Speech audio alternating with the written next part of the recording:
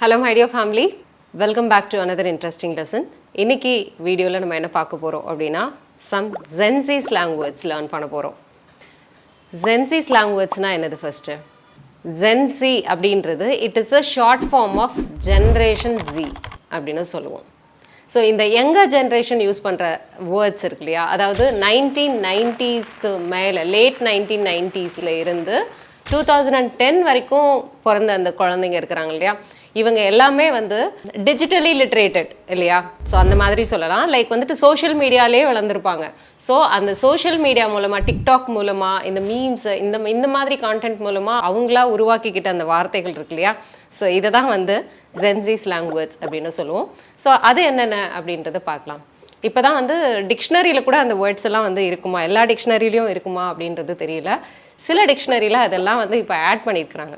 Okay, so அந்த மாதிரி வார்த்தைகள் என்னென்ன அப்படின்றத இன்னைக்கு வீடியோவில் பார்த்துக்கலாம். If you are ready, let's get started.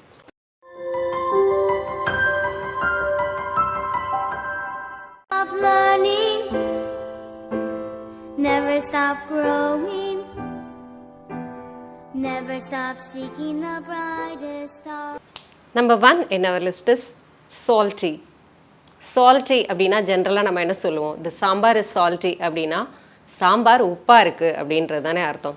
ஆனால் இந்த Gen Z slang wordல it's salty அப்படின்றது எதை குறிக்கும் அப்படின்னா it is used to describe a person who is jealous, angry or upset. ஏதாவது ஒரு விஷயத்துக்கு இம்மீடியட்டாக கோவப்படுறவங்க, இரிட்டேட் ஆகிறவங்க, அப்செட் ஆகிறவங்க இருக்காங்க இல்லையா, பொறாமப்படுறவங்க, இவங்கள தான் வந்து நம்ம சால்ட்டி அப்படின்னு சொல்லுவோம். For example, I don't like playing with her, she is so salty if she loses அப்படின்னா இங்கே இந்த சென்டென்ஸோட மீனிங் எனக்கு அவளோட விளையாடுறதுக்கு பிடிக்கல, ஏன்னா அவள் விளையாட்டில் தோற்று போயிட்டா டக்குன்னு இரிட்டேட் ஆகிடுவா, கோவம் ஆகிடுவா அப்படின்றது தான் இந்த சென்டென்ஸோட meaning. Don't be salty, it's not a big deal. இங்கே இதோடைய மீனிங் வந்துட்டு ஒன்றும் அப்செட் ஆகாத, பார்த்துக்கலாம், இது ஒன்றும் பெரிய விஷயமே இல்லை அப்படின்னு சொல்கிறதுக்கு டோன்ட் பி சால்ட்டி அப்படின்னு சொல்லலாம். Number 2 in our list is dank. DANK, dank. If you say something is dank அப்படின்னா it is of high quality, ரொம்ப ஹை குவாலிட்டியாக, எக்ஸலண்ட் குவாலிட்டியாக இருக்குது, ஹை குவாலிட்டியாக இருக்குது அப்படின்னு சொல்கிறதுக்கு dank அப்படின்ற வேர்ட் நம்ம யூஸ் பண்ணுவோம். The food was dank in that restaurant, but the service was terrible அப்படின்னு சொல்லலாம். இங்கே இதோடைய மீனிங் வந்து அந்த ரெஸ்டாரண்ட்டில் உணவு ரொம்ப ஹை குவாலிட்டியாக இருந்தது, ஆனால் சர்வீஸ் வந்து ரொம்ப மோசமாக இருந்தது அப்படின்றதான் இந்த சென்டென்ஸோட meaning. Those jeans are dank அப்படின்னு சொல்லலாம். Those jeans are dank அப்படின்னா அந்த ஜீன்ஸ் வந்து ரொம்ப ஹை குவாலிட்டியாக இருந்தது, எக்ஸலண்ட் மெட்டீரியலாக இருந்தது அப்படின்றதான் இந்த சென்டென்ஸோட meaning. Number 3 in our list is buzzing. Buzzing. இங்கே இதோடைய மீனிங் வந்து இட்ஸ் டெலிஷியஸ், இட்ஸ் டெலிஷியஸ் அப்படின்னு சொல்லுவோம் இல்லையா. ஸோ அந்த மாதிரி சொல்கிறதுக்கு பஸ்ஸிங் அப்படின்னு சொல்லுவோம். எஸ்பெஷலாக நம்ம ஃபுட்டை பற்றி நம்ம சொல்லும்போது இந்த பஸ்ஸிங் அப்படின்ற வேர்ட் நம்ம யூஸ் பண்ணுவோம். த சிப்ஸ் ஆர் பஸ்ஸிங் அப்படின்னு சொல்லலாம். இந்த சிப்ஸ் வந்துட்டு ரொம்ப டெலிஷியஸாக இருக்குது, இந்த பீட்சா வந்துட்டு ரொம்ப டெலிஷியஸாக இருக்குது அப்படின்றதான் இந்த சென்டென்ஸோட மீனிங். இந்த வார்த்தை, இந்த பஸ்ஸிங் அப்படின்றதுக்கான அர்த்தம் வந்து சுவையாக இருக்குது, டெலிஷியஸ் அப்படின்றதுக்கு பதிலாக யூஸ் பண்ணுறது. He always drags me, I'm going to clap back. இங்கே இந்த சென்டென்ஸில் he always drags me, இந்த drag அப்படின்றதும் ஒரு Gen Z slang தான், clap back அப்படின்றதும் ஒரு Gen Z slang தான். ஃபர்ஸ்ட்டு ட்ராகுடைய மீனிங் பார்த்துடலாம். ட்ராக் மீன்ஸ் யாரையாவது நம்ம வந்துட்டு கிரிட்டிசைஸ் பண்ணுறது. If you make fun of someone, if you criticize someone அப்படின்னா he is always dragging me அப்படின்னு சொல்லலாம். அவன் என்னை எப்போ பார்த்தாலும் குறை சொல்லிகிட்டே இருக்கிறான் அப்படின்னு சொல்கிறது.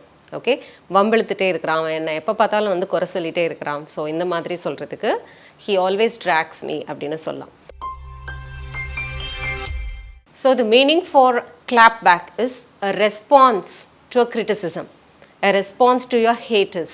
நம்மளோட ஹேட்டர்ஸ்க்கு நம்ம திருப்பி கொடுக்குற அந்த பதிலடி இருக்கு இல்லையா, ஸோ அதை தான் நம்ம என்ன சொல்லுவோம் அப்படின்னா clap back அப்படின்னு சொல்லுவோம். So she made a video clapping back at the haters அப்படின்னு சொல்லலாம். இங்கே இதோடைய மீனிங் வந்து அவளுடைய ஹேட்டர்ஸோட கிரிட்டிசிசம்க்கு ரெஸ்பாண்ட் கொடுக்குற மாதிரி ஒரு வீடியோ வந்து மேக் பண்ணா அப்படின்றதான் இந்த சென்டென்ஸோட meaning. Next one is living rent free. இந்த ஜென்சி ஸ்லாங்கோட மீனிங் என்ன அப்படின்னா லிவிங் ரெண்ட் ஃப்ரீ. இது பார்க்கும்போதே உங்களுக்கு என்ன மீனிங் அப்படின்றது புரிஞ்சிருக்கும். So when you think obsessively about something or someone, யாராவது ஒரு பர்சனை பற்றியோ அல்லது ஏதாவது ஒரு விஷயத்தை பற்றியோ நம்ம வந்துட்டு யோசிச்சுட்டே இருக்கிறது. அந்த வார்த்தையே மண்டையில் ஓடிட்டே இருக்கா. நம்மளால் வந்துட்டு அதை பற்றி யோசிக்காமல் இருக்கவே முடியாது அப்படின்னு சொல்லுவோம் இல்லையா, அந்த மாதிரி சுச்சுவேஷனை குறிக்கிறது தான் லிவிங் ரெண்ட் ஃப்ரீ அப்படின்றது. இப்போ யாராவது நம்மளை வந்துட்டு பீலிட்டில் பண்ணுறாங்க, குறைச்சி பேசுனாங்க, செஞ்சாங்க அப்படின்னா அவங்கள பற்றியே நம்ம யோசிச்சுட்டே இருப்போம்ல. ஸோ அந்த மாதிரி இருக்கிறது தான் லிவிங் ரெண்ட் ஃப்ரீ அப்படின்னு சொல்லுவோம். For example, don't let your opponent live rent free in your head man, shake it off அப்படின்னு சொல்லலாம். இங்கே இதோடைய மீனிங் வந்துட்டு எப்போ பார்த்தாலும் அவனை பற்றியே உன்னுடைய ஆப்பனண்ட் பற்றியே யோசிச்சுட்டு இருக்காத, விட்டு தள்ளு அப்படின்னு சொல்லுவோம் இல்லையா, ஃப்ரீயாக விடு அப்படின்னு சொல்கிறதான் இந்த சென்டென்ஸோட மீனிங். ஓகே, இப்போ புரிஞ்சிருக்கும்னு நினைக்கிறேன். Next one in our list is ghosting. கோஸ்ட்னா ஜென்ரலாக பேய் அப்படின்னு சொல்லுவோம். இங்கே இதோடைய மீனிங் இந்த ஜென்சி ஸ்லாங் வேர்டில் கோஸ்டிங் அப்படின்றது when someone ends all the communication suddenly without any explanation. எந்த ஒரு எக்ஸ்ப்ளனேஷனும் இல்லாமல் சடனாக மெசேஜஸ்க்கு ரெஸ்பாண்ட் பண்ணாமல் இருக்கிறது, கால்ஸை அட்டென்ட் பண்ணாமல் இருக்கிறது. ஸோ இந்த மாதிரி வந்துட்டு நம்மளை பிளாக் பண்ணுறது அப்படின்னு சொல்லுவோம்ல, கம்ப்ளீட்டாக ஒருத்தர் வந்து பிளாக் பண்ணுறது அப்படின்னு சொல்லுவோம் இல்லையா. ஸோ அந்த மாதிரி இருக்கிறத கோஸ்டிங் அப்படின்னு சொல்லுவோம். For example, after 3 days she ghosted me அப்படின்னு சொல்லலாம்.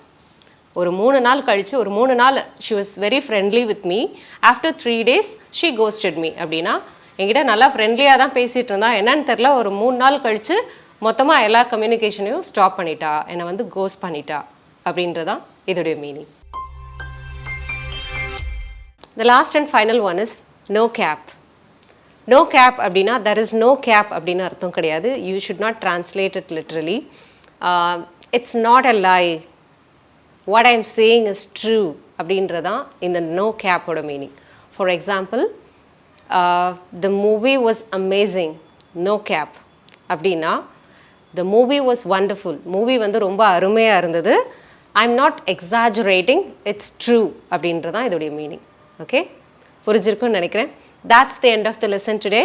இன்றைக்கி வந்துட்டு நம்ம ஜென்சி ஸ்லாங் வேர்ட்ஸ் நிறையவே வந்து ஜென்சி ஸ்லாங் வேர்ட்ஸ் பார்த்துருக்கோம். இதில் நீங்கள் எந்தெந்த வார்த்தைகள்லாம் நீங்கள் ஆல்ரெடி கேள்விப்பட்டிருக்கிறீங்க அப்படின்றத காமெண்ட்டில் லீவ் பண்ணுங்கள். I'll go and check it. இதே மாதிரி ஈஸியாக இன்ட்ரெஸ்டிங்காக இங்கிலீஷ் கற்றுக்கணும் அப்படின்னா எங்களுடைய ஆன்லைன் கிளாஸஸ் அவைலபிளாக இருக்குது. அதை பற்றின டீட்டெயில் வேணும் அப்படின்னா ஸ்க்ரீனில் தெரிகிற இந்த நம்பருக்கு காண்டாக்ட் பண்ணலாம். Thank you so much for clicking this video. I'll meet you soon with another interesting lesson in the next video. Till then, you take care. It's bye from Malar. See you. Bye-bye.